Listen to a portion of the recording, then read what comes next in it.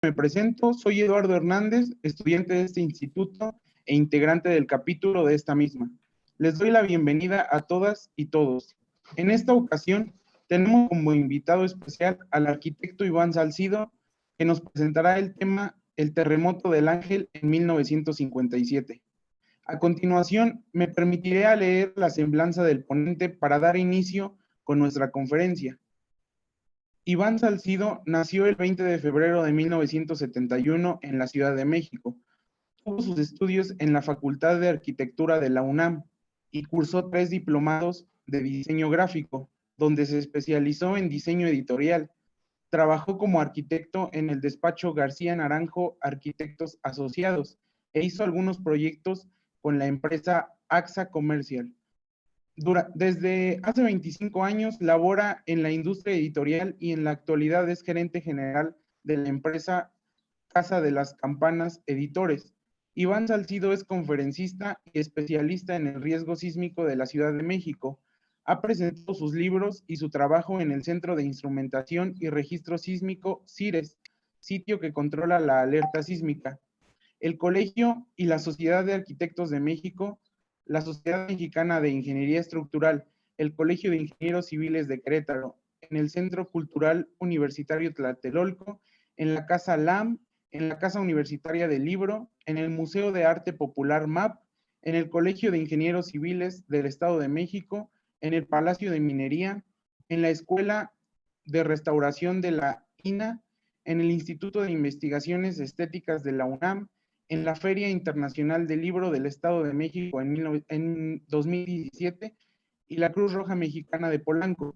Sus conferencias las ha efectuado también en sus escuelas primarias, secundarias, preparatorias y universidades a nivel licenciatura y posgrado, entre las que destacan la Facultad de Arquitectura de la UNAM, la Facultad Mexicana de Arquitectura, Diseño y Comunicación de la Universidad La Salle, la Facultad de Estudios Superiores de Acatlán de la UNAM, el Tecnológico de Monterrey, la Escuela de la Arquitectura de la Universidad Intercontinental UIC, en 3 campus de la Universidad del Valle de México, la UAM Xochimilco, la Universidad de la Ciudad de México y la Universidad del Claustro de Sor Juana y la Universidad Autónoma de Zacatecas.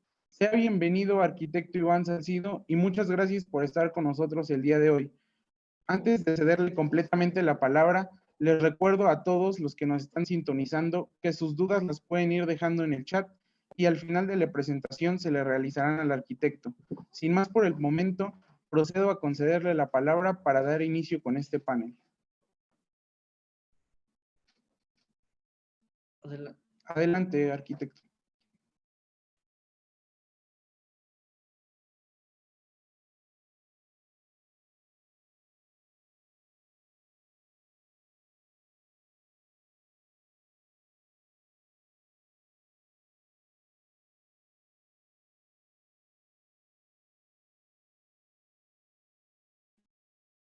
Esperamos unos momentos ya que el arquitecto tuvo unos problemas con su internet.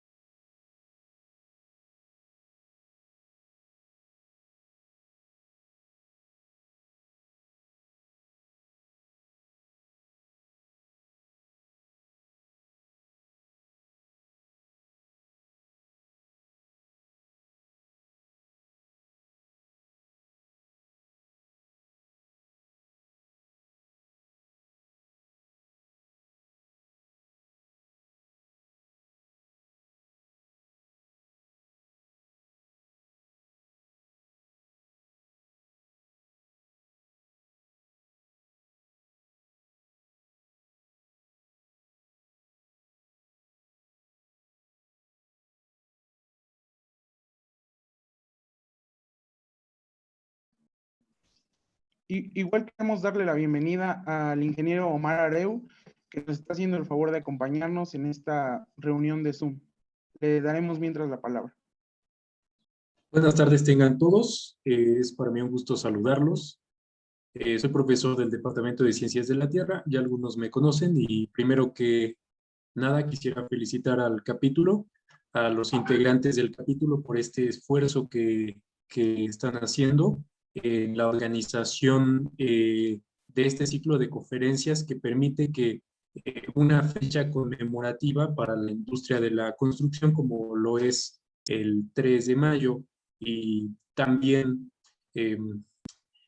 esta tradición que tenemos en el instituto no quede desapercibido. Entonces, eh, de mi parte, les doy las gracias al capítulo por este esfuerzo y a todos y cada uno de ustedes que están presentes por interesarse en estos temas tan novedosos que a lo mejor es difícil que puedan ser expresados en clases porque son algunos temas muy particulares como el tema anterior que vimos acerca de algunas estructuras marinas, incluso problemas que nos llevan al riesgo y nos hacen más conscientes de lo que implica un buen diseño ingenieril. Como lo hemos visto a través de la historia, los diseños de ingeniería, en este caso de ingeniería civil, requieren no solamente de una gran capacidad técnica, sino también implican una gran responsabilidad. Entonces, de esta manera, y a través de esta ponencia llamada El Terremoto del Ángel de 1957, vamos a ser un poco más conscientes de lo que implica realizar un estudio como este. Así que vamos a esperar un momento a que pueda entrar el arquitecto. Y empezamos.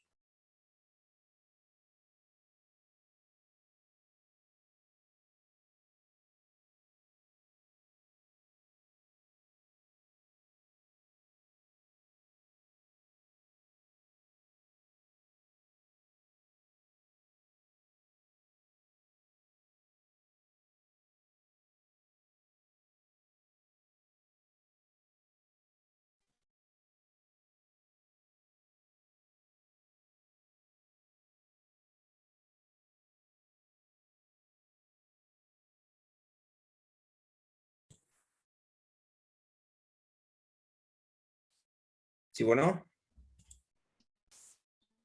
Sí, arquitecto. Sí. Ah, perfecto. Es que el sistema me sacó. Um,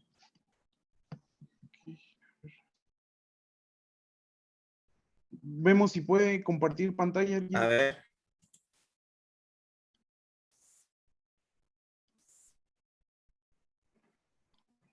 Ya se ve, ¿no? Sí, Arqui.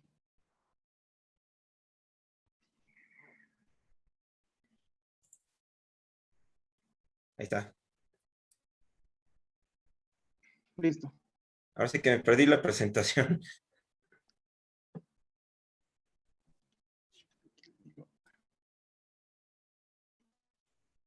Si gusta comenzar, arquitecto. Perfecto. Bueno, pues disculpen, el sistema nos jugó una broma aquí, pero bueno, ya estamos de regreso. Entonces, soy Iván Salcido. Soy autor de este libro, Terremoto 1957, el día en que el ángel voló. La conferencia que vamos a ver ahorita está basada en la investigación que hice en este trabajo. Este libro fue publicado por la Sociedad Mexicana de Ingeniería Industrial, Ingeniería Estructural, perdón. Esto fue en 2019. Ajá. Y esto es parte de una trilogía sísmica que he hecho con el SMIE sobre 3 terremotos, los 3 más importantes terremotos que ha habido en la Ciudad de México por los daños que ocasionaron. Entonces, bueno, vamos entrando en el tema. ¿Cuál fue el origen de este desastre? Bueno, pues sabemos que los españoles desecaron el antiguo lago, ¿sí? Lo que nos dejó un suelo de depósitos lacustres muy blandos, especialmente arcillas compresibles, ¿no? Entonces, bueno, es un suelo pésimo el que tenemos en la ciudad. Luego, hablando un poco de la historia sísmica de la ciudad, realmente el Servicio Sismológico inició su actividad en el año de 1900 empezó a llevar un registro de todos los sismos que fueron ocurriendo en territorio nacional desde entonces, pero para el año del 57 ya se presentaba una escasez instrumental muy importante, o sea, para el tamaño que tenía la ciudad en esa época y para la cantidad de sismos que aparecen en la ciudad, pues realmente estaban, digamos que estaban un poco atrasados, ¿no? Pero esto, ¿por qué es? Esto pues, no es culpa de nadie, esto realmente pasó porque no había ocurrido algún sismo importante, o sea, no había habido una alarma. La gente de la época tenía dos antecedentes sísmicos, que era el sismo del 7 de junio de 1911, que se le conoce como temblor maderista, que fue cuando entró Madero a la Ciudad de México, y el terremoto de Jalisco y Colima del 3 de junio de 1932. Ese fue uno de los terremotos más fuertes que ha ocurrido en la costa del Pacífico, pero esto no generó ningún daño en la ciudad. No hubo realmente problemas, lo que generó en la ciudad, la gente de la época, los habitantes pensaron que la ciudad era antitemblores. Si recordamos bien la ubicación de nuestro país, nosotros somos parte del cinturón de fuego del Pacífico. Aquí lo podemos ver, es donde se encuentran los límites de las placas, donde se encuentran los volcanes. Aquí vemos lo que es la parte occidental del país, esta costa, que bueno, interactúa con varias placas tectónicas. Aquí lo tenemos a México, que estamos sobre la placa de Norteamérica, y hay 4 placas que interactúan, que es placa de Caribe, placa de Cocos, la placa del Pacífico y la placa de Ribera. En este caso, la placa de Cocos interactúa con 5 estados de la República, viene siendo desde Michoacán, Guerrero, Oaxaca y Chiapas. Son 4. Esto interactúa. ¿Cómo lo hace? Digamos que la placa está entrando debajo de la placa de Norteamérica, donde estamos parados. Esta se desliza por abajo en un fenómeno que se llama subducción. El fenómeno de subducción que se genera en toda la costa del Pacífico alrededor del anillo de fuego que mencionábamos, ¿sí? Es la que causa los peores terremotos que se han registrado en la historia en el mundo. Estos suelen acumular mucha energía y se atoran por décadas, por muchos años, hasta que se liberan. Entonces vamos a ver qué pasó en el sismo del 57. Esto ocurrió un domingo 28 de julio del 57 a las 2:40 de la mañana. La magnitud de ese evento fue de 7.8 de magnitud y fue generado cerca de Acapulco a 100 kilómetros en la costa de Guerrero a una profundidad de 33 kilómetros. La distancia de ese sismo a la Ciudad de México fue de 358 kilómetros, la distancia que recorrió. Entonces, por el tipo de sismo y la distancia que recorrió, digamos que las ondas sísmicas traen una frecuencia. Entonces llegó con una frecuencia sísmica, o sea, el espacio de tiempo entre cada onda que llegó. Eso genera una frecuencia que mueve los edificios y resultó que fueron entre los de 8 a 15 pisos los que más vibraron. Ese sismo ocasionó por primera vez en la historia de México, de la ciudad, 73 personas fallecidas por una tragedia sísmica. Ajá. Entonces, a ver cuáles han sido los sismos más importantes. Aquí tenemos a la Ciudad de México. Entonces tenemos el sismo del 57, que lo marco aquí abajo. Aquí lo tenemos. Esta es la distancia que recorrió la Ciudad de México. Luego el sismo del 19 de septiembre del 85, que recorrió un poco más, pero es casi la misma distancia. Luego, en 2017, pues ya recordamos otros 2 sismos importantes. El del 7 de septiembre de 2017, que fue de 8.2 en Chiapas, que este fue más lejano. Afortunadamente para la ciudad fue más lejano. Fue una distancia de 700 kilómetros. Y el de unos días después, del 19 de septiembre, que fue de 7.1, pero una distancia mínima de la Ciudad de México. Aquí vemos esta bola, aquí está la ciudad, así de cerca nos pegó, ¿no? Entonces, el sismo del 57 con los aparatos de la época. Este es el sismógrafo que está actualmente en la Central Sismológica de Tacubaya, sí, un sismógrafo alemán, que fue el que midió ese terremoto. Este sismógrafo, de hecho, sigue en operación, lo siguen teniendo ahí. Y bueno, es un aparato pues también diseñado que sigue siendo utilizado en la época, ¿no? Y esta es la lectura que soltó este es un sismograma. Entonces, esta lectura fue trazada en papel carbón y fijada con alcohol y goma laca. Así se hacía en la época, ¿no? Nos podemos dar cuenta, bueno, de hace cuántos años fue este suceso, ¿no? Ya tiene más de 60 años, ¿no? Pero bueno, aquí está la lectura original. Y bueno, ¿qué fue lo que pasó después del terremoto? Esto ocurrió un domingo en la mañana y estos son los encabezados de los periódicos de lunes, donde habla de un espantoso sismo, donde habla de heridos, donde habla de que el ángel se cayó. Y bueno, esto causó una alarma impresionante en la ciudad, porque la gente de esa época, como comentamos al principio, pues no tenían una manera de comparar lo que había ocurrido ese día con algo antes, nunca lo habían vivido. Incluso cuando se enteraron que había daños, la gente realmente no sabía qué hacer. Las mismas autoridades pues salieron a auxiliar a los primeros reportes donde había daños, pero estábamos prácticamente en pañales en esa época, ¿no? Entonces, bueno, un símbolo de ese desastre, pues aquí lo tenemos, ¿no? Es el ángel de la independencia. Es una imagen antes del terremoto de esa época. Aquí podemos ver los carros, podemos ver la columna en Reforma, y de hecho, pues es una toma interesantísima, porque no vemos ningún edificio alrededor de la columna. Si nos damos cuenta de la época, ¿no? No se ven edificios. Esa toma ahorita estaría llena de rascacielos, y bueno, eso ya tiene mucho tiempo, ¿no? Entonces, esta foto de los autos y todo es interesante. Y así fue como quedó. Esta es una toma del domingo, ya en el transcurso del día, donde vemos al ángel aquí abajo. Aquí vemos parte del cuerpo en el suelo. Digamos que hacia la izquierda tenemos Chapultepec y hacia la derecha tenemos el centro, ¿no? Esta es la calle de Florencia. Aquí vemos que el ángel se soltó de la columna. Es una foto muy interesante. Este es otro encuadre. Aquí vemos un automóvil de época, ya vemos al ejército que se acercó para cuidar el ángel, porque como es dorado, había muchas leyendas en la época de que era de oro macizo. Entonces sí hubo quien intentó llevarse algún pedacito pensando que era de oro, ¿no?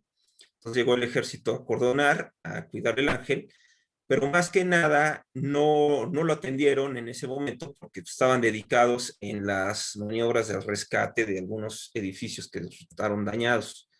Esta es una toma aérea de la compañía mexicana Aerofoto. Aquí tiene la fecha, es 4 de noviembre del 57, donde vemos la glorieta del ángel.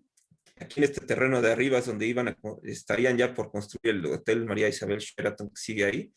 Y aquí vemos la columna sin el ángel. Esta es una foto que tenían perdida en la Fundación Hija, que conseguí, que viene publicada en el libro, pero les llamó mucho la atención. Dices que nadie había pedido esta foto. Bueno, pues nadie sabía que existía. Pero bueno, esta foto fue tomada con avión. Ahorita podríamos pensar que fue un dron, o en esa época se necesitaban aviones para hacer estas cosas, ¿no?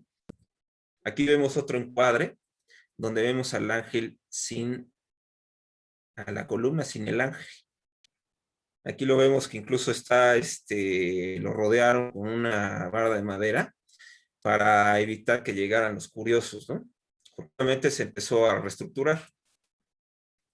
Esta es la cabeza original del ángel. El cuerpo sí se reutilizó, partes del ángel original se volvieron a reutilizar, pero la cabeza se volvió a hacer. Entonces, la cabeza original está en un archivo en la Ciudad de México y de hecho está a la vista, ahí se puede ir a visitar. Esta es la cabeza. Entonces, miren, esta es una comparación actual del mismo sitio, casi el mismo encuadre, donde vemos al ángel derrumbado, los carros de la época, y lo vemos actualmente, ¿no? Aquí ya vemos los edificios que hay en esa época y lo vemos ahí majestuoso en su lugar, ¿no? Esta es otra toma. vista hacia Chapultepec, donde vemos el cuerpo del ángel, vemos la cantidad de gente que se acercó, y vemos la misma toma, pero en la época actual, donde ya vemos los edificios de Reforma, ¿no? Pero bueno, vamos a la cuantificación de daños. ¿Qué ocurrió después del terremoto? Bueno, fueron 59 los edificios dañados, con distinto nivel de daño. Colapsos totales se presentaron 9.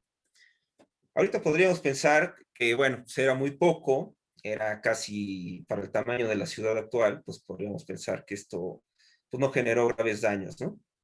Que esto no pasó nada. Pero bueno, hay algo aquí muy importante. Como decíamos, esto no había ocurrido. Las primeras escenas de rescatistas encima de un edificio derrumbado, que ahora pues, ya son muy familiares después de otros 2 eventos que hemos tenido, pero en esa época eran completamente sorpresivos. Y aquí el problema es que en ese entonces se pensaba que la ciudad era segura.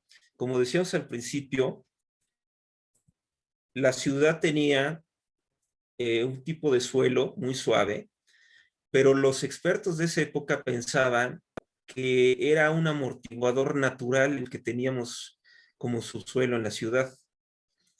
En esa época eran célebres todavía 2 terremotos, uno que ocurrió en San Francisco a principios del siglo XX que destruyó la ciudad, y hubo otro legendario en Yokohama, que en Japón causó una destrucción brutal. Y en México decían, bueno, aquí siempre tiembla, aquí la actividad sísmica es continua, todo el tiempo está temblando, pero nunca hay desastres. Entonces decían, bueno, ¿por qué es eso? Bueno, pues el subsuelo que tenemos seguramente actúa como un amortiguador sísmico. Pero eso estábamos completamente mal, ¿no? Era el conocimiento de la época. Entonces, hablando de los edificios dañados, ahorita vamos a hablar un poquito más con este tema, pero hablando de los edificios dañados, en general los que resultaron con más daños fueron los edificios con un sistema estructural de marcos de concreto o de mampostería, fueron los que presentaron daños. Además de esos edificios, los que estaban en un rango de 11 a 15 niveles fueron los que resultaron más dañados. Esto es la razón que les comentaba, que por la distancia epicentral a la Ciudad de México, las ondas sísmicas hacen que vibren más esos edificios. Ajá. Entonces, había edificios de acero, ya se utilizaba el acero en esa época, y sin embargo, solo un edificio con ese sistema se colapsó porque se encontraba en proceso de construcción, pero los demás demostraron que aguantaron bastante bien, ¿no? Al igual que los edificios de construcción compuesta de acero con concretos, también demostraron pocos daños. Entonces, ¿cuáles fueron los edificios que resultaron dañados? Primero, los que estaban muy cerca de la colindancia, el golpeteo, no respetar la distancia entre las colindancias, eso afectó mucho, y eso ocurrió en 85, en 2017. Es un fenómeno del que no nos hemos podido salvar. Otro factor que es importantísimo es la ubicación en esquina. Muchos edificios que tienen 2 muros colindantes y 2 fachadas abiertas a la calle, sufren de torsiones y desplazamientos con las ondas sísmicas.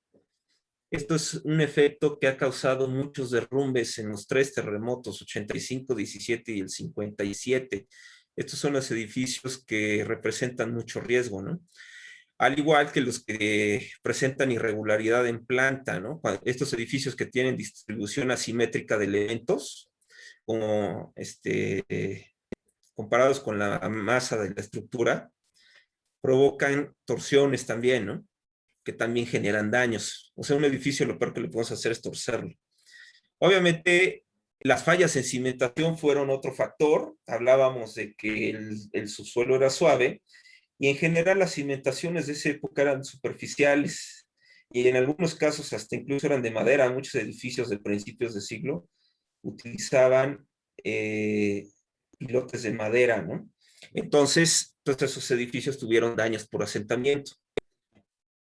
Una causa importantísima de esa época es la falta de refuerzo antisísmico que tenían los edificios que llegaban a 5 niveles o a 16 metros de altura. El mismo reglamento de construcciones de la época no requería que este tipo de edificios tuvieran refuerzo, y además no era necesario que durante su construcción tuvieran alguna supervisión. Entonces, bueno, esos son, digamos, que los ingredientes que generaron el desastre, ¿no?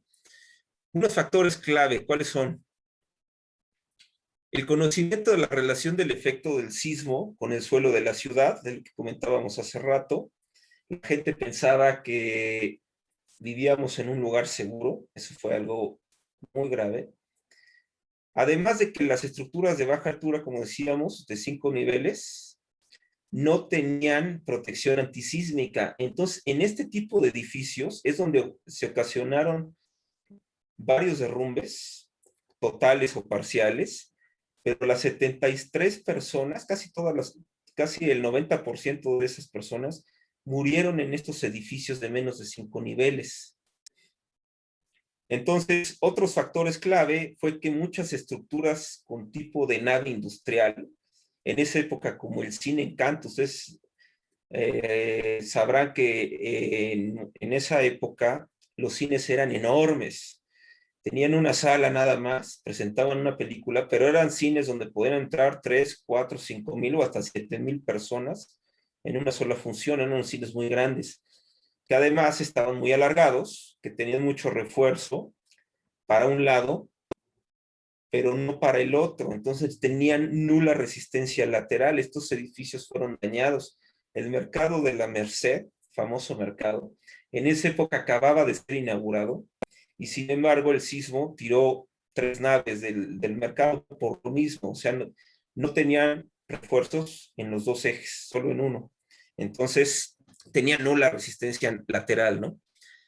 Otros edificios que sufrieron mucho fueron los que tenían una baja densidad de muros, o incluso no equilibraban los muros en los 2 ejes. Cuando esos muros iban para un solo lado, pero no lo tenían para el otro, bueno, pues resultaron con daños, ¿no? Y los edificios coloniales, bueno, ahí no se presentaron muchos daños, y esto mismo ocurrió en el 85. Por ser de baja altura, vibraron menos, y al tener edificios, los muros muy gruesos, bueno, pues pudieron resistir muy bien los efectos, ¿no? Entonces, vamos a pasar esta placa. Vamos a esto de la percepción sísmica de la época. Este es el gran aprendizaje que tuvimos del sismo del 57, donde cambió toda la percepción respecto al riesgo sísmico. Les voy a leer, miren, esta cita publicada el 31 de julio del 57 en el Excelsior. El ingeniero José A. Cuevas, constructor del edificio de la Nacional, declaró que temblores en el Distrito Federal no ocasionan mayores daños debido a la naturaleza fangosa del suelo. Aquí tenemos una pista, pensaban que estábamos seguros, ¿no? El 30 de julio del 57 en la prensa publicaron esto: hay diversas clases de temblores y muchos de estos pueden causar el derrumbe de bien construidos edificios. Esto lo dijo el arquitecto Alonso Mariscal, director de la Escuela Nacional de Arquitectura, o sea, no era cualquier persona. Y desde luego reconoció que en nuestra capital los temblores débiles son amortiguados por nuestro suelo fangoso. Fíjense que después del sismo hubo algunos daños, y sin embargo pensaron que los daños hubieran sido mayores de no ser por el subsuelo fangoso de la ciudad. Fíjense qué mal estábamos, ¿no? Otra cita interesante es: país montañoso el nuestro, azotado con frecuencia por los movimientos telúricos. No hemos sufrido terremotos como los que arrosaron Tokio y Yokohama, ni como el que sembró la ruina y la muerte en San Francisco. La capital mexicana tiene origen lacustre y el subsuelo metropolitano ha sido favorable amortiguador, como se ha comprobado a través de la historia. Entonces, estas cosas las dijeron expertos, las dijeron ingenieros, arquitectos, gente que se dedicaba a la construcción, y es lo que se pensaba en un ambiente profesional, ¿no? Ahora imagínense, a nivel población, pues estábamos completamente fuera del tema, ¿no?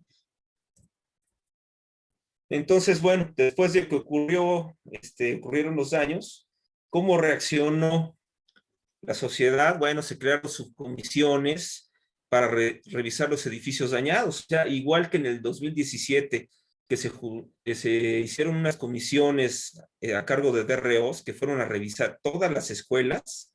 La que no tuviera el visto bueno de los DROs se mantuvo cerrado. Bueno, lo mismo hicieron en el 57, pero nada más en los lugares que la gente había reportado con daños, ¿no? Hubo brigadas, esas brigadas estaban integradas por una persona del Colegio de Ingenieros Civiles de México, uno más del Colegio de Arquitectos de México, y el último, una persona de la Dirección de Públicas de la Ciudad de México. Entonces revisaron todos los edificios y una de las enseñanzas y de los avances después de estas revisiones es que fue cuando el suelo se clasificó en 3 tipos: tipo A, el fondo del lago; el tipo B, el suelo de transición; el tipo C, los lomeríos, ¿no? El suelo duro. Entonces, desde esa época se catalogó esto, ¿no? Entonces, evidentemente, el reglamento de construcciones lo que hizo fue incrementar la cantidad de acero y concreto que se necesitaban en las estructuras. La idea aquí era incrementar la rigidez de las construcciones para protegerlas ante las vibraciones provocadas por los sismos, ¿no? Entonces, mire, vamos a ver un poquito de edificios afectados por el 57. Esta imagen que tenemos aquí al fondo dice edificio internacional. Normalmente lo conocemos como el edificio Corcuera, que en algún momento llegó a ser el edificio más alto de la Ciudad de México. Entonces, uno importante, el edificio Rioma, ubicado en Insurgentes, esquina Coahuila, la delegación Cuauhtémoc. Este es un edificio, o era un edificio de 6 niveles. Este es el estado original de este edificio, que además tiene pues la cuestión de que el dueño era Cantinflas. Cantinflas era el dueño de este edificio. Si las 2 sílabas Rioma las volteamos, dice Mario. Así le puso a su edificio. Este es el estado original y así quedó. Esto es Insurgentes, lo que estamos viendo. Entonces, este edificio, la planta baja quedó de pie, pero el resto del edificio se hizo como sándwich. Aquí vemos una escena que hemos visto ya mucho aquí en la ciudad, desgraciadamente. Vemos gente arriba de las ruinas, ¿no? A mí me encanta esta foto porque, bueno, se ven los automóviles de la época, incluso las modas de la época, ¿no? Nos habla de tiempos que ya pasaron. Este es el edificio actual. Este edificio, Rioma, lo volvió a reconstruir Cantinflas en el mismo sitio. Se sigue llamando el edificio Rioma. Aquí están Insurgentes, allá vemos el Metrobús, ya es una toma actual, ¿no? Me gusta recorrer y volver a enseñar esos lugares en la actualidad, ¿no? Es una memoria que no podemos perder, ¿no? Otro, cadena distribuidora DIFA, era una tienda de electrodomésticos que estaba justo al lado del Rioma. Aquí la vemos del lado derecho, esas DF. La tienda la destruyó completamente los escombros del edificio de Cantinflas. Le cayó encima y la aplastó. Este es un edificio importante, el multifamiliar Juárez, en la colonia Roma. Este edificio, aquí lo vemos en su estado original, estaba en la colonia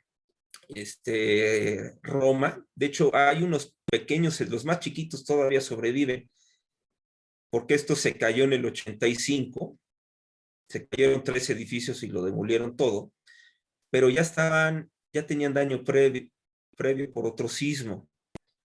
Uno de estos edificios, aquí lo vemos antes y lo vemos después. Esa columna de escaleras se vino completamente para abajo después del sismo del 57. Entonces la gente tuvo que bajar por escaleras, los bomberos los ayudaron y los bajaron, ¿no? Entonces esto fue pues, un escándalo de la época porque los edificios eran casi nuevos, ¿no? Aquí vemos unas escenas de cómo bajaron a la gente. Esto es 1957. ¿Quién va a pensar que después esto iba a ser destruido con otro terremoto? Este es el Hotel del Paseo. Aquí vemos Paseo de la Reforma. Abajo, el edificio de abajo es la esquina con Insurgentes. Este edificio presentó la caída del cuarto de máquinas en la azotea.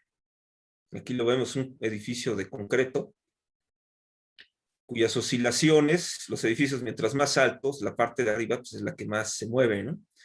Entonces esta parte fue la que se derrumbó.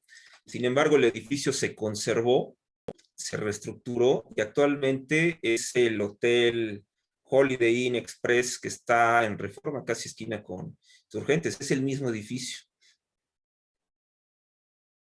Bueno, la Casa Latinoamericana es otro edificio importante de la época. Aquí lo vemos, en la esquina es Reforma y la Glorieta de Colón. Esa glorieta ahorita es célebre porque enfrente de se está construyendo el proyecto Reforma Colón, que está haciendo el grupo de Sordo Madaleno. Ahí va a haber un edificio de 316 metros de altura que se está construyendo ahorita. Pero bueno, este estaba enfrente. Este edificio es el estado original y estos son los daños que presentó la Casa Latinoamericana. Esta es esa glorieta. Tuvo daños que tuvieron que reestructurarlo. Este es otro edificio de concreto que presentó estos daños. Lo vemos en la fachada, pero también tuvo algunos daños estructurales en el interior del edificio. Este edificio es otra víctima del 85. Este tuvo que demolerlo después del terremoto de 85, que lo volvió a afectar. Actualmente está este edificio en ese predio, es un edificio de departamentos. Luego tenemos el Instituto Politécnico Nacional, está ahí en Zacatenco. Este fue célebre. 3 escuelas del sismo, aquí vemos el estado original en una toma aérea. Una de estas escuelas, la de Contaduría y Administración, que vemos acá arriba, y esta de aquí abajo es la Escuela Superior de Ingeniería y Arquitectura. Pues esa escuela quedó así, se destruyó, un edificio muy largo. Yo creo que eso tuvo que ver, que eran edificios demasiado largos y que las plantas bajas estaban soportadas por puras columnas, no tenían muros, eran de concreto y la verdad faltó refuerzo ante fuerzas horizontales, ¿no? Así quedó este edificio. Esta es otra toma de otra de las escuelas del Poli que también se derrumbó. Es una toma muy interesante. Afortunadamente ocurrió esto el domingo en la madrugada. Si esto hubiera sido hora de clases, estaríamos hablando de otra cosa, ¿no? Este es el que le decía, el Cine Encanto, un cine enorme a 2 cuadras del Monumento a la Revolución. Esta es la fachada después del sismo. Aquí alcanzamos a ver daños en la fachada. Era un edificio de concreto con paredes muy altas de ladrillo. Miren el interior del cine. Un estilo Art Deco, una galería enorme. Imagínense, esto tenía 4 pisos el cine. Aquí entraban 5,000 personas. Pero como podemos ver, no tenía refuerzos en el eje perpendicular. Aquí vemos el techo, 0 refuerzos, paredes muy altas. Y pues evidentemente las paredes se movieron, el techo se cayó y destruyó toda la galería de abajo. Afortunadamente, ya no había películas ese momento, porque en la noche, pues seguramente hubo función en sábado, ¿no? Famoso Cine Encanto. Este es otro cine, este es un cine que estaba a unas cuadras de ahí, que sufrió del mismo mal. Este se partió en 2, este cine. Se llamaba el Cine Cosmos. No, no es cierto, no es Cosmos. Lo estoy confundiendo, pero esto es un cine que estaba a escasas cuadras del Cine Encanto. Esta es una vista aérea interesantísima. Aquí vemos cómo los muros se fueron hacia el centro. Realmente la techumbre solo hacía trabajos de proteger contra las inclemencias del tiempo, pero estructuralmente no generaba mucho. Entonces los muros se fueron hacia el centro y se cayó el techo completamente. Esta también es una toma rarísima, esta casi nunca se ha visto. Otro es un Muebles y Mudanzas MIN en el sur de la ciudad, en Insurgentes. Este es el estado original. Este edificio tenía semanas de haber sido inaugurado, pero como podrán ver, es un edificio de menos de 16 metros de altura. Entonces, pues el reglamento de la época no requería que tuviera refuerzo antisísmico no hubo visitas de nadie de la delegación para ver el proceso de construcción. Y pues evidentemente, ahí están los resultados, ¿no? Las bodegas se cayeron y el edificio se fue completito. Aquí fallecieron también 2 personas que se encargaban bueno, eran los veladores del edificio, ¿no? Aquí quedaron. Miren cómo terminaron las bodegas. Luego el edificio Corcuera. Este es un edificio legendario del sismo del 57. Esta es aquí estaba todavía el Caballito, es el cruce de Reforma con la Avenida Juárez, que sale a la Alameda, ¿no? Este edificio, cuando terminó de ser construido, llegó a ser el edificio más alto de la Ciudad de México. Este era un edificio de concreto, pero era un edificio de esquina. Aquí lo vemos desde arriba. Este es Reforma, aquí vemos la Avenida Juárez, aquí está el Caballito, y este muro enorme seguramente es el culpable. Este tuvo torsiones, este edificio. Aquí lo vemos, miren. Y esta es una toma después del sismo, ¿eh? Esto puede ser seguramente 2 o 3 días después del terremoto. Aquí vemos una antena de una estación radiodifusora que estaba arriba, que se fue hacia abajo. Se cayó. Aquí vemos que están los camiones de mudanza. La gente está abandonando el edificio porque tuvo problemas estructurales. Entonces seguramente sufrió de torsiones por este enorme muro que tiene aquí comparado con los vanos de la fachada. Además, la altura del edificio, como decíamos, estaba dentro del rango de los edificios que más vibraron, ¿no?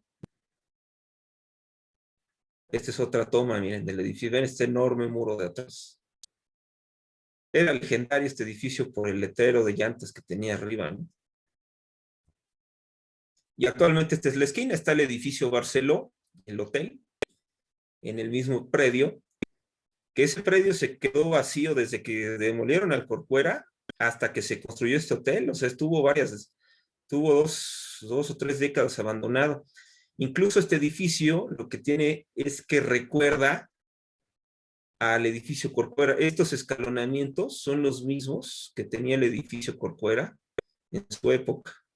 Este es un homenaje al edificio que estaba antes ahí, ¿no? Tenemos el edificio Jena, que este es en el Reforma también.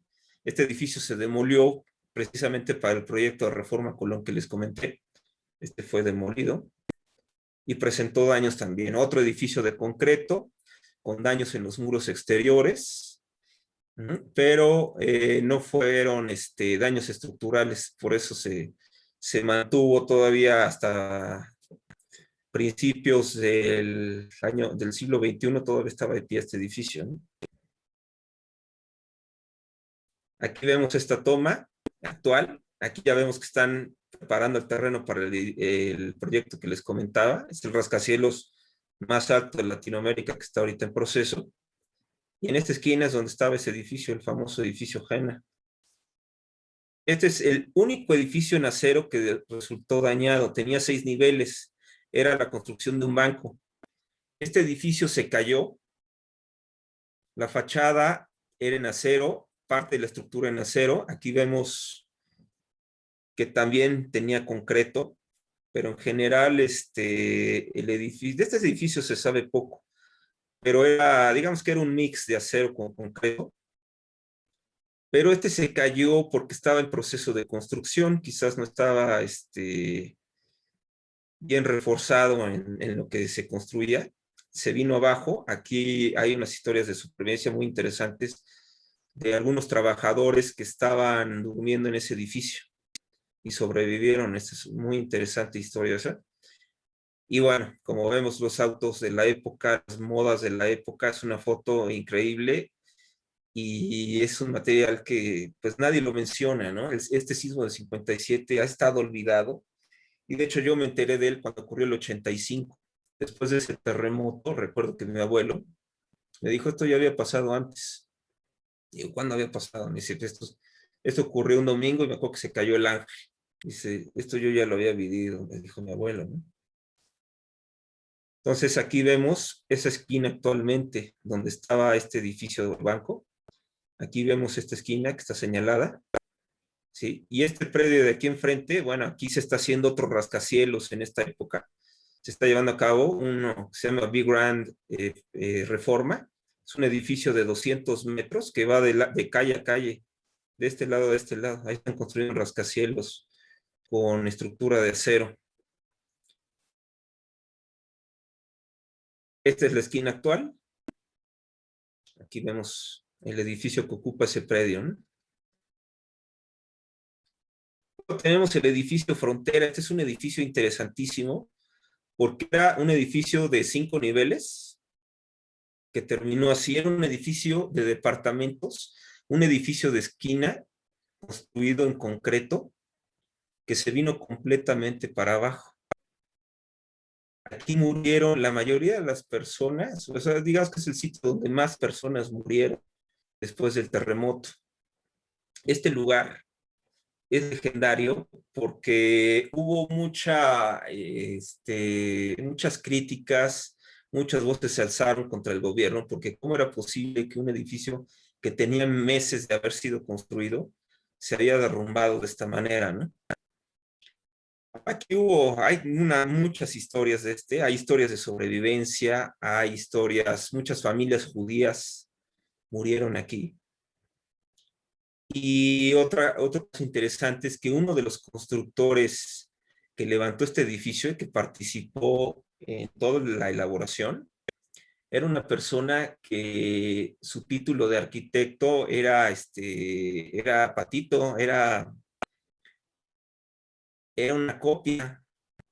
Era una falsificación, digamos. Él no tenía título de arquitecto y fue el que construyó este edificio junto a otro arquitecto, ¿no?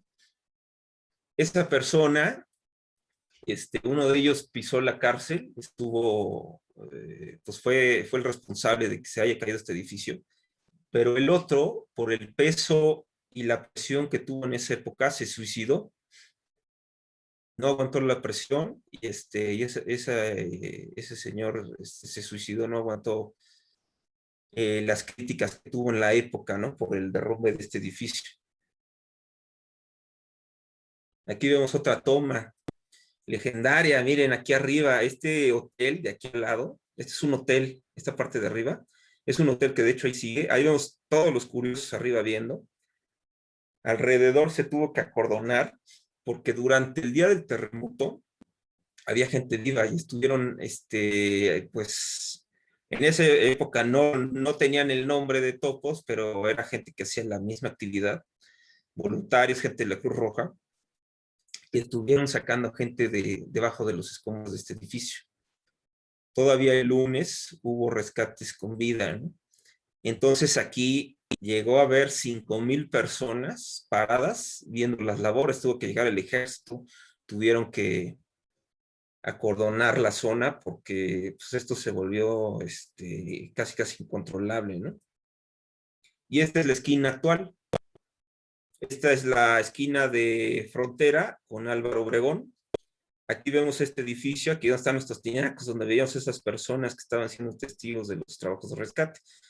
Este terreno, pues yo creo que lo compró el Hotel Monarca, que es el que estaba al lado, porque aquí se instaló su estacionamiento, ¿no?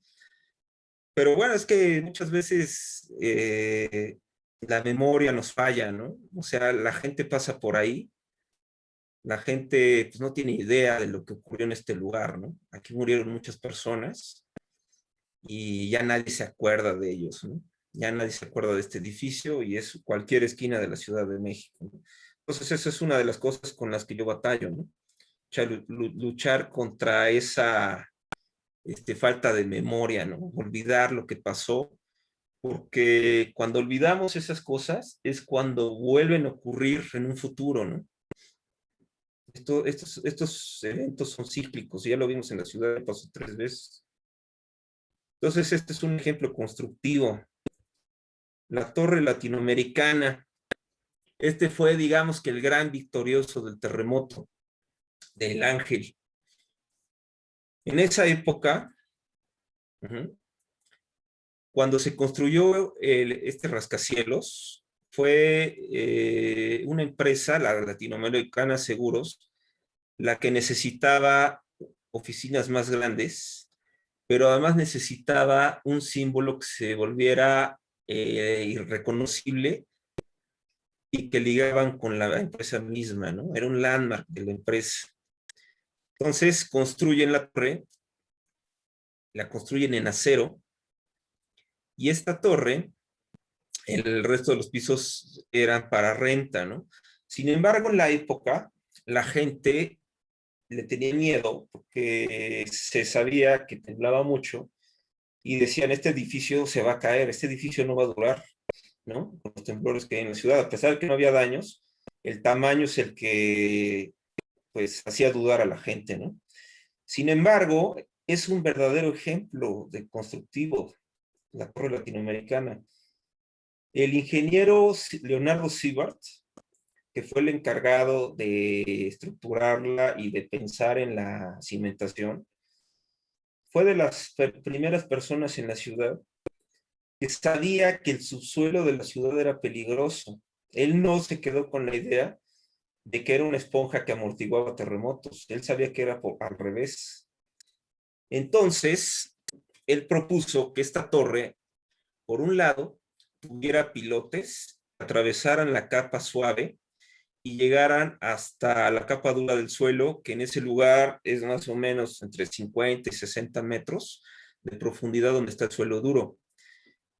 Entonces, el arquitecto diseñador, Augusto Álvarez, fue el que se encargó de diseñar esto, pero él había propuesto una torre de 22 pisos, ¿sí? Que en esa época aún así hubiera sido el edificio más alto de la ciudad.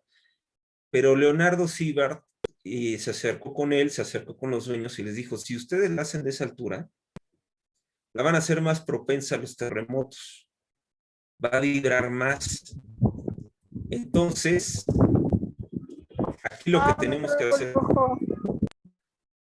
aquí lo que tenemos que hacer es protegerla. Entonces, los edificios de esa altura vibran mucho. Entonces, para que vibren menos, hay que hacerla más alta. Entonces, de 22 pisos la llevaron a 44 y después fue añadida la antena. La torre latinoamericana tiene 181 metros de altura, entonces muy lejano del periodo de vibración que tiene el suelo en ese lugar. Entonces, cuando llegó el sismo del 57, la torre vibró, pero se mantuvo en su vertical, no tuvo ningún problema la torre, dándole la razón al ingeniero Siebert. Fue una idea sensacional el hacerla más alta, ¿no?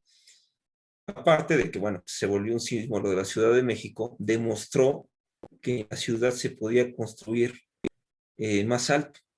Entonces, la estructura de acero, que además genera que el edificio pese menos, y además tiene las capacidades de moverse sin romperse. Entonces, este acero, que después de 60 años ha sido tan bueno, esta decisión, que bueno, ya aguantó el terremoto del 85, que tuvo características muy similares al del 57, porque la distancia epicentral era muy similar, y también aguantó de 2017, que fue un sismo más cercano. Entonces, en ese sismo pues tampoco vibró mucho, pero se ha mantenido en pie durante tantos años, lo que la hizo acreedora a un premio internacional por ser el edificio que más terremotos ha soportado en el mundo. Es legendaria la torre latinoamericana. O sea, en el mundo hay cientos y cientos de rascacielos, pero este es un edificio que, a pesar de los años, lo podemos poner en una canasta aparte, ¿no? Entonces, aquí vemos unos datos de la torre, ¿no? 181 metros, 44 pisos, ahí vemos cómo vibró. El edificio, obviamente, la punta es la que vibra más, pero el hecho de que sea de acero permite que oscile sin que se rompa, ¿no? Entonces vemos la profundidad, vemos los pilotes, es una torre que la verdad es un ejemplo. Ustedes recuerdan ese meme que surgió después del terremoto del 2017, donde ponen a la torre y la ponen en el 57, en el 85, y una foto actual, y dicen, oigan, ¿de qué está hecha esta cosa que siempre aguanta? ¿Por qué no toda la ciudad la construyen en el mismo material? Eso, pues es una idea que no está tan, digamos, fuera de la realidad. O sea, hemos visto que las construcciones de altura, si están bien cimentadas y si están bien hechas, porque ya vimos lo que pasa cuando algo no se hace bien en papel, y lo digo por el metro, cuando esto está bien diseñado, bien estructurado y bien ejecutado a la obra, se hacen edificios que pueden durar décadas y en perfecto estado, ¿no? A pesar de los sismos que ocurrieron. Entonces, uno de los valores de la torre latinoamericana. Entonces, ya en la parte final, vamos a hablar un poco de las lecciones aprendidas por el sismo del 57. Bueno, pues los científicos se dieron cuenta de que el subsuelo, en lugar de amortiguar, amplificaba las ondas sísmicas.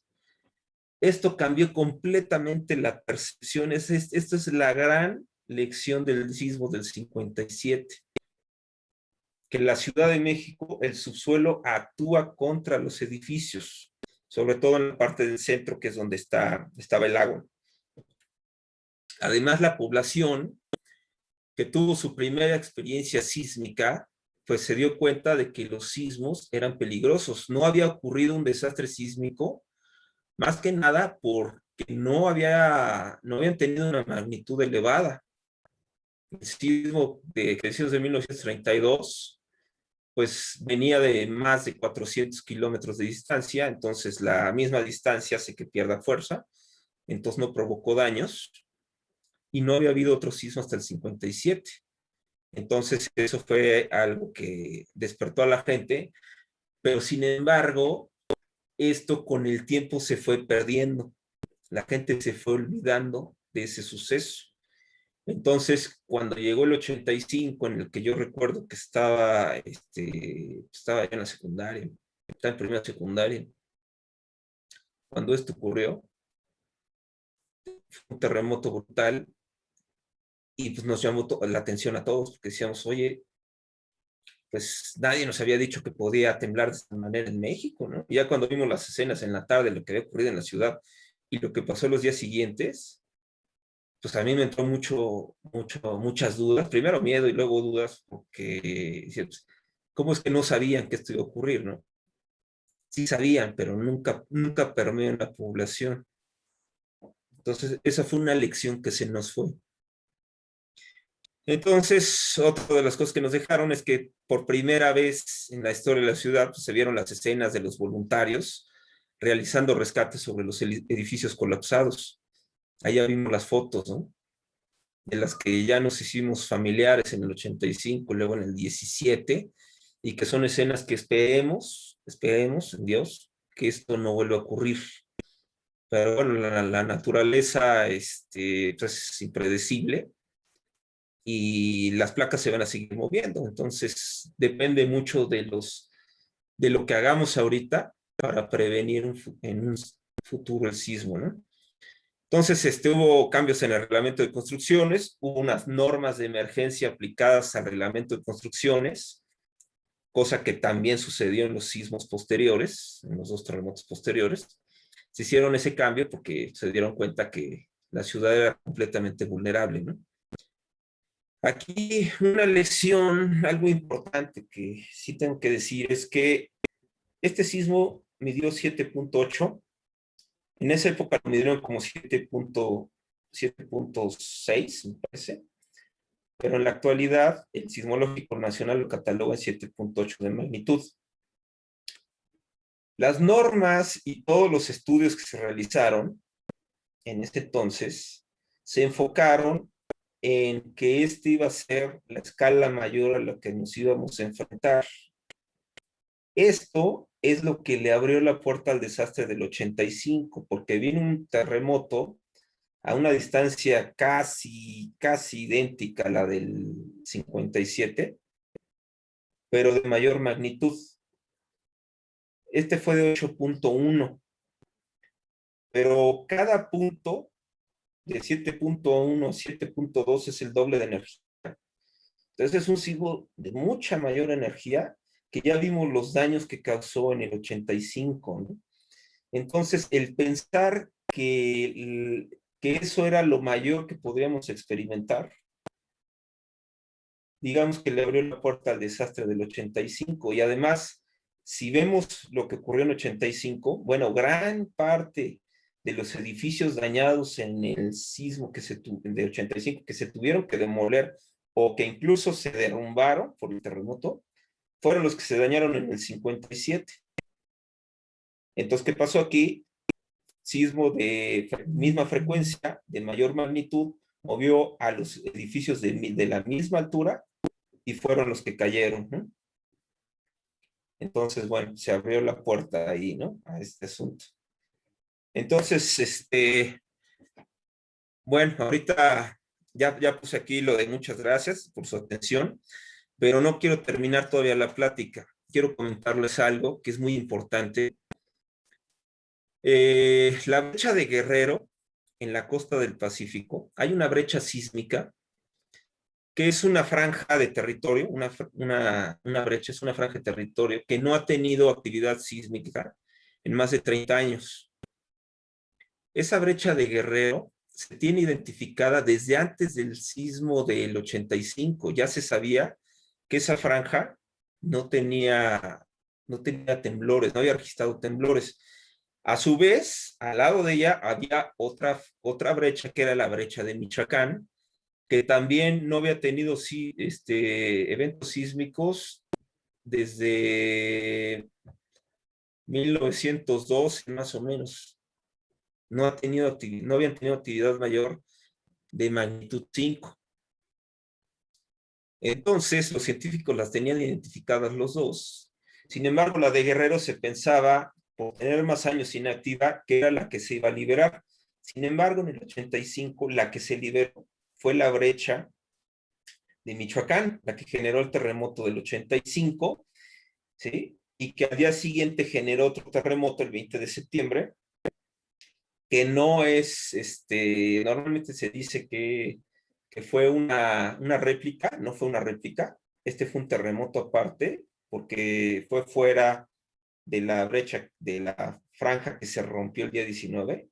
Fue un rompimiento a un lado, un segundo terremoto que ocurrió en esa. Entonces ahí se liberó la energía de la brecha de Michoacán, pero la brecha de Guerrero se mantuvo inactiva y sigue inactiva. Esa franja lleva más de 110 años que no ha registrado un solo sismo. Esa franja empieza al norte de Acapulco y llega hasta una población que se llama Papanoa, muy cercana a Zihuatanejo. Son más o menos 260 kilómetros por ahí, si no me equivoco. Es una franja que está inactiva, que no ha tenido terremotos ni sismos mayores, imagínense, más de un siglo. Entonces, ¿qué pasa? Se está acumulando energía. Por ahí escuché una teoría de que posiblemente la placa de Cocos con la de Norteamérica, hay algo ahí que provoca que se deslice libremente, que no se atore, que sirve como un lubricante. Por ahí escuché una teoría que incluso estuvo publicada en los periódicos y todo esto, de que por eso no está temblando ahí. Eso yo la verdad considero que es falso, porque si revisamos un poquito más para atrás, desde que no tiene registro de sismos, un año antes generó sismos de 7 y 8 de magnitud ese lugar. Entonces prueba de que no hay ningún elemento que esté lubricando placa ni nada, o sea, la placa está atorada. Tuvo varios, 3, 4 sismos de magnitudes muy importantes y por lo que veo se bloqueó, está inactiva, pero eso se va a liberar algún día. En algún momento se va a liberar. Entonces, eso no hay manera de decir cuándo, es imposible. No se puede predecir ahorita cuándo va a ocurrir un sismo porque son fenómenos que ocurren a varios kilómetros debajo de la superficie. No hay manera de saber. Pero lo que es un hecho es que se va a liberar. Otros ejemplos en el mundo de brechas sísmicas que se liberaron generaron 2 terremotos muy importantes. Hubo uno, ustedes se acuerdan del tsunami de Japón, por ahí de 2011, me parece que fue ese terremoto. Era una brecha sísmica donde se liberó esa energía que provocó el terremoto. Fue un terremoto 9.1. Y luego, 3 años después, en Chile, otra brecha sísmica que tenía muchos años sin generar sismos, también se liberó y generó un sismo de magnitud 8.8 que causó algunos daños en Chile. Entonces, yo no digo que esa franja genere un sismo de 9, pero los científicos, y estamos hablando de gente del Sismológico Nacional, sí contemplan que para que se muevan 260 kilómetros que están atorados, sí se necesitaría una magnitud mínimo de 8. Nada más que ese lugar está más cercano que los epicentros de los sismos del 57 y del 85. Y bueno, ya aprendimos en 2017 lo que implica que un sismo ocurra muy cerca. Ese del 19 de septiembre de 2017 ocurrió a tan solo 120 kilómetros de la ciudad. Esa frecuencia sísmica que tuvo aquel desastre y provocó que las construcciones de baja altura fueran las que más se movieran. La frecuencia sísmica pues fue más o menos de 1 segundo. Entonces eso afectó a edificios de 4 a 8 pisos. Entonces si revisamos ¿cómo comprobamos esta teoría? Bueno, pues veamos los edificios que resultaron dañados en esa fecha. Fueron edificios como los de la Colonia del Valle, el multifamiliar Tlalpan, los edificios de Miramontes, al sur de la ciudad, varios edificios en la Narvarte que se sentaron. Todos esos edificios andaban en el rango de 4, 6 pisos. Fueron los que más sufrieron, ¿no? Entonces, ok, si se libera la brecha de Guerrero en algún futuro, va a provocar por la distancia que tiene que nuevamente los edificios entre 8 a 14 pisos sean los que viven más otra vez. Entonces, la preocupación ahorita es que si se llega a liberar la brecha, los edificios que están en la zona del lago, en el centro de la ciudad, más que nada Delegación Cuauhtémoc y centro histórico, edificios de 8 a 14 pisos que fueron construidos antes de 1985, con la reglamentación anterior, bueno, pues son los edificios que son los más vulnerables, ¿no? Nada más que pues son los que más hay, son los que más hay en la ciudad, ¿no? Entonces, no se trata de ser alarmista, esperemos que eso nunca ocurra, pero es importante y por eso es muy más importante revisar la historia, revisar lo que ha ocurrido antes para poder planear lo que viene en el futuro, ¿no? Yo muchas veces estas pláticas las he dado en colegios de ingenieros, las he dado en el Colegio de Arquitectos de la Ciudad de México, con los DROs, he dado varias pláticas. Y bueno, pues todos nos retroalimentamos con este tema, ¿no? Todos aprendemos algo con esto. Entonces, esto es la idea de estos trabajos, ¿no? Que todos nos preparemos más que nada, tengamos más herramientas para lo que viene en el futuro, porque ya decimos, no va a dejar de temblar, pero por lo que hagamos ahorita y lo que preparemos, pues va a evitar desastres en el futuro, ¿no? Entonces, bueno, yo con esto ahora sí termino mi ponencia. Espero que esto les haya interesado, que haya llenado la expectativa y estoy aquí a sus órdenes pues, para contestar cualquier pregunta que me quieran hacer. Les agradezco mucho. Muchas gracias, arquitecto Iván, por esta magnífica ponencia. Ahora leeré las preguntas que hemos recolectado a lo largo de nuestra conferencia. Okay. ¿Piensa usted que los sismos ayudaron a mejorar las normas y especificaciones de las edificaciones? Sí, definitivamente sí, y no tanto que nos ayudaran, nos obligaron a hacerlo. Ya vimos que con el sismo del Ángel, hubo que cambiar normas y hubo que integrar a los edificios de 16 metros de altura que por alguna razón que desconozco, pues no estaban contemplados en el reglamento pensando en sismo, ¿no?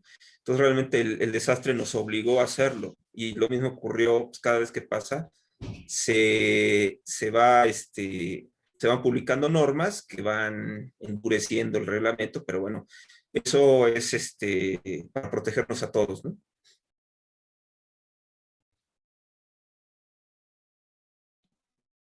Otra pregunta, ¿hubo edificios de planta libre que colapsaron? En general, en el 57, pues fueron edificios con diseños, plantas de los años 30, 40, el que cayó en el 50, eran edificios que tenían muchos muros, eran edificios que realmente pues no tenían claros muy grandes, ¿no? Yo realmente he hecho un trabajo buscando un poco más de pistas. Desgraciadamente hay muy poca información de cómo eran los interiores de esos edificios, ¿no? Pero bueno, se sabe que por el tipo de estructura, más que nada, falta de refuerzo es lo que provocó que cayeran, ¿no? Otra pregunta, ¿existe alguna zona de la Ciudad de México más propensa a verse afectada al momento de un sismo? Sí, claro. Tenemos todo el primer cuadro de la ciudad, era donde estaba el antiguo lago de Texcoco. Ese lo desecaron los españoles y construyeron la ciudad encima. Entonces, todo el primer cuadro, pues, abarca desde Tlatelolco hasta el viaducto Miguel Alemán, es el límite con la colonia Roma al sur, y abarca desde más o menos Reforma a Insurgentes hacia San Lázaro, en el lado oriente de la ciudad. Ese es el primer cuadro. Esa es la zona donde siempre se han registrado la mayor cantidad de derrumbes, ¿no?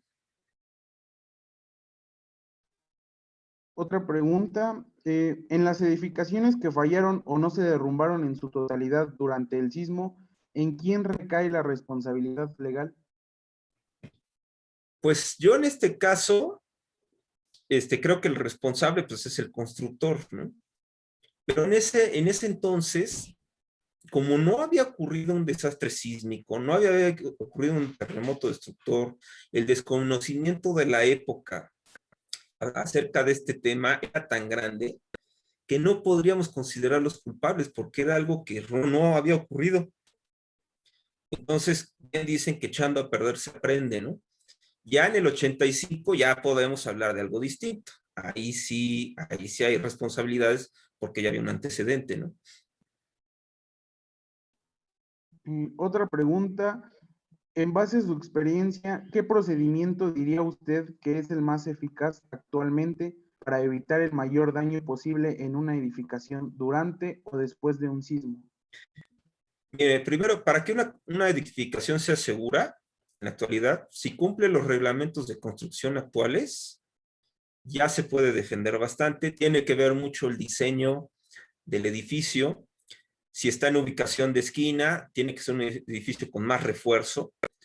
Si no respeta la colindancia de al lado, de cualquiera de los dos lados, puede sufrir también por cuestiones de golpeteo. Aunque el edificio esté bien cimentado y esté bien construido, el hecho de que se golpee con el de al lado crea cargas adicionales que lo pueden poner en problemas, ¿no?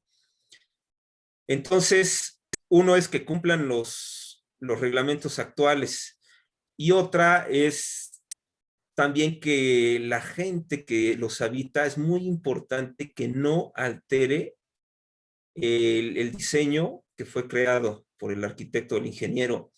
Hemos visto muchos casos donde la gente pues elimina un muro para hacer una sala más grande o quieren un hueco entre la cocina y el comedor. Entonces, bueno, pues aquí este murito, pues le podemos hacer una ventana. Ese tipo de mejoras realmente cambian el cálculo estructural que tuvo el edificio. Eso no hay que hacerlo. Y eso es algo muy común, ¿eh? Eso es importante.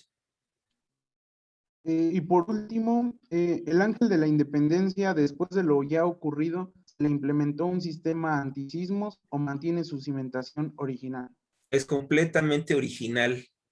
La torre latinoamericana, desde que la construyeron, lo único que han hecho es cambiarle los elevadores, a lo mejor cambiar todo el sistema de iluminación, hacerles mejoras tecnológicas, pero estructuralmente es la misma. Eso es algo que es increíble de este edificio. O sea, está tan bien hecho que no ha necesitado que se le meta mano.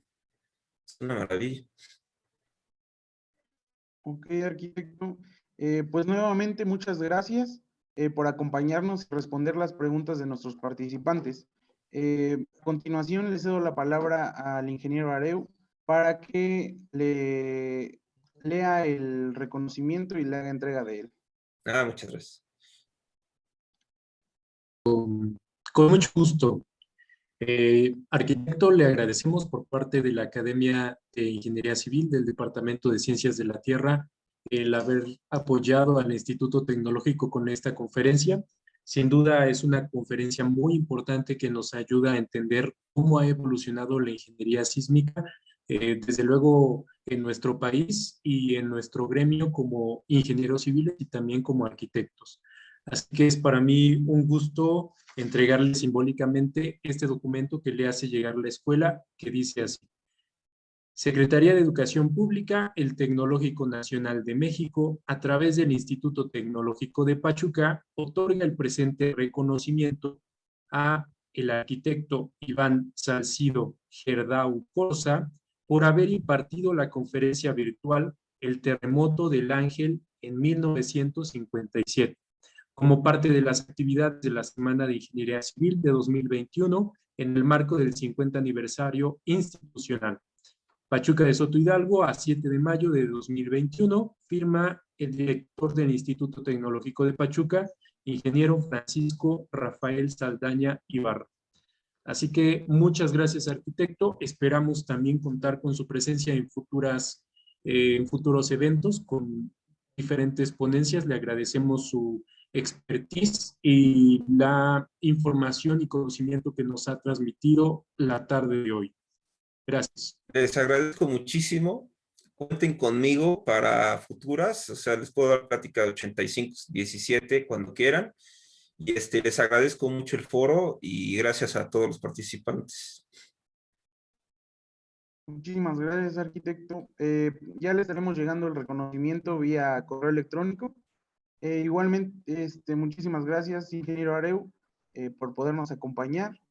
Y sin más por el momento me despido y doy por finalizada esta conferencia. Los esperamos en la siguiente conferencia, que será a las 7 de la noche. Y nuevamente gracias a todas y todos. Muchas gracias.